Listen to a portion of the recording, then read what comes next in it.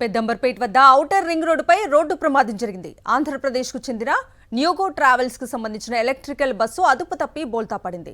మియాపూర్ నుంచి గుంటూరుకు బయలుదేరిన బస్సు పెద్దంబర్పేట్ వద్ద ఔటర్ రింగ్ రోడ్డుపై నుంచి కిందకు దిగుతున్న క్రమంలో ఓవర్ స్పీడ్తో డ్రైవర్ నియంత్రణ కోల్పోవడంతో బస్సు పల్టీ కొట్టింది. ప్రమాదం జరిగిన సమయంలో బస్సులో మొత్తం 15 మంది ప్రయాణికులు ఉన్నారు. ఈ ఘటనలో 6 ప్రయాణికులు తీవ్రంగా గాయపడ్డారు.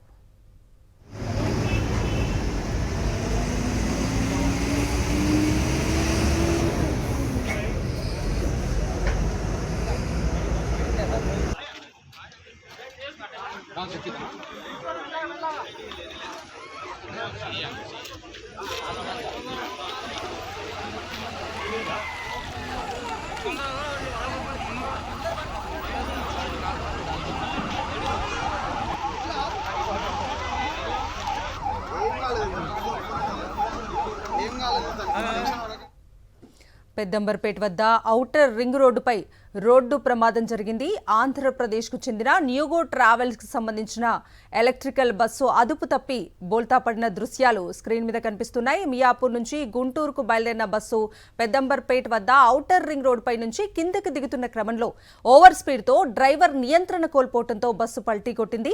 ప్రమాదం జరిగిన సమయంలో బస్సులో మొత్తం 15 మంది ప్రయాణికులు ఉన్నారు. ఈ ఘటనలో 6 ప్రయాణికులు తీవ్రంగా గాయపడ్డారు.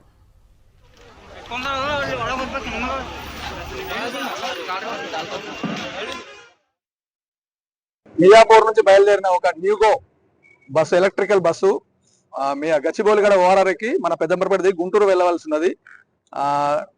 దాంతో ఆ టైంకి ఇక్కడ డౌన్ ర్యాంప్ దగ్గర లెఫ్ట్ కరువు తీసుకునే ప్లేస్ లో డ్రైవరు సరిగా తీసుకోనందువల్ల అది రైలింగ్ తాకి కింద పడింది బ్రిడ్జ్ మీద నుంచి. దాంట్లో 15 మంది వరకు ప్రయాణికులు ఉన్నారు. ఇమీడియట్ గా మేము రష్ అయినాము. మేము ఓఆర్ఆర్ టీం వచ్చి అందరినీ రెస్క్యూ చేసినాము.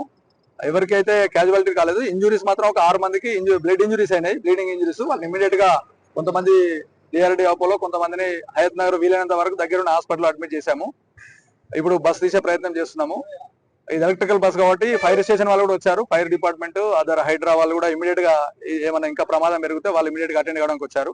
మా ట్రాఫిక్ పాయింట్ ఆఫ్ నుంచి ట్రాఫిక్ ఏమి ఇబ్బంది లేకుండా ఆల్ వెహికల్స్ పంపిస్తున్నాము. ఇంకొక తొందరలో ఈ బస్ కూడా రిమూవ్ చేసి క్లియర్ చేస్తాము. ఇప్పుడు ఈ ప్రాథమిక సమాచారం ప్రకారం అయితే డ్రైవర్ అప్రమత్తంగా లేకపోవడం వల్ల జరిగినట్టు కనిపిస్తుంది. ఆ లాండ్ ఆర్డర్ వల్ల ఇన్వెస్టిగేట్ చేస్తారు. దాన్ని బట్టి ఫర్దర్ విషయాలు తెలుస్తాయి.